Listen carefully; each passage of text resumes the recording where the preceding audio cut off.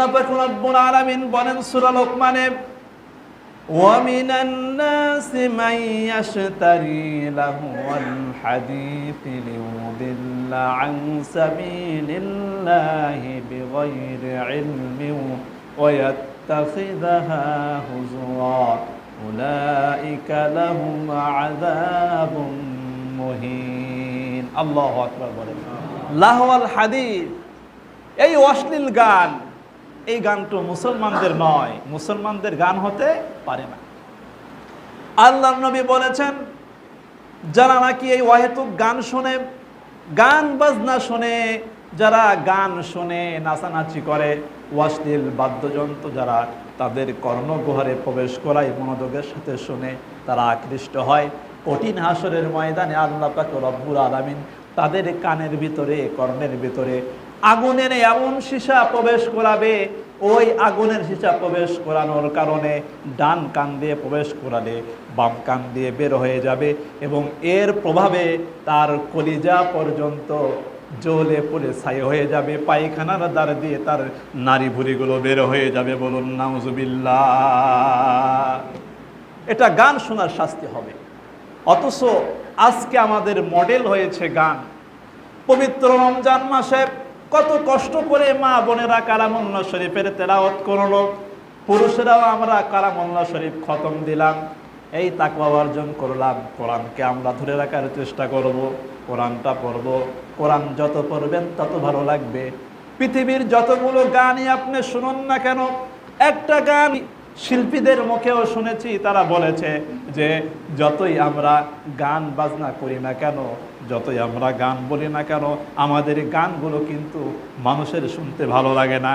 কিন্তু পৃথিবীর বুকে আল্লাহ পাক রব্বুল আলামিন মুহাম্মদুর রাসূলুল্লাহ সাল্লাল্লাহু আলাইহি ওয়াসাল্লামের উপরে এমন একটা গ্রন্থ নাজিল করেছে, এমন একটা কোরআন অবতীর্ণ করেছে, যেই কোরআন শোনার কারণে একবার নয়, দুইবার নয়, হাজার হাজার বার যদি কোরআন শুনে তবুও শুনতেই মনে চায়, তবুও ভালো লাগে। বলুন সুবহানাল্লাহ।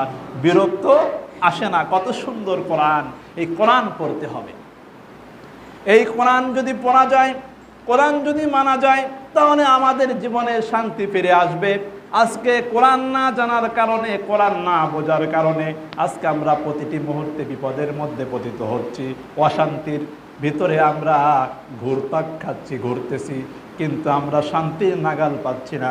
যদি আমাদের মডেলটা যদি কোরআন হতো, আমাদের চলা যদি কোরআন হতো, কোরআন দিয়ে যদি আমরা রাষ্ট্র পরিচালনা করতাম, কোরআন দিয়ে যদি আমরা সমাজ পরিচালনা করতাম, কোরআন দিয়ে যদি আমার এই 3.5 হাত বডিকে সাজাইতাম, তাহলে আমার জীবনটা কতই না সুন্দর হতো। বলুন সুবহানাল্লাহ।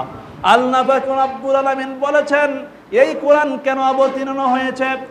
সূরা আল্লাহ পাক রব্বুল আলামিন ইব্রাহিমের ভিতরে বলতেছেন, আলিফ লাম রা কিতাবুন আনজালনাহু ইলাইকা লিতুখরিজান নাসা মিনাজ-যুলুমাতি ইলান নূর। আল্লাহু আকবার বলেন।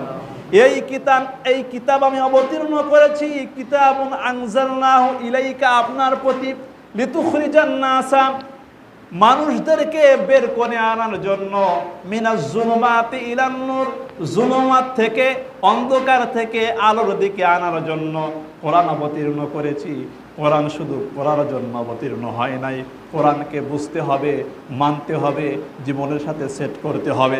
এই কোরআন যদি আমরা পড়ি এবং বুঝি এবং যদি আমল করি, তাহলে আল্লাহ পাক রব্বুল আলামিন আমাদের ফল দিবেন। কি ফল দিবেন? আল্লাহ তাআলা বলতেছেন, ফামান তাবিআ হুদায়া ফালা খাউফুন আলাইহিম ওয়ালা হুম ইয়াহজানুন।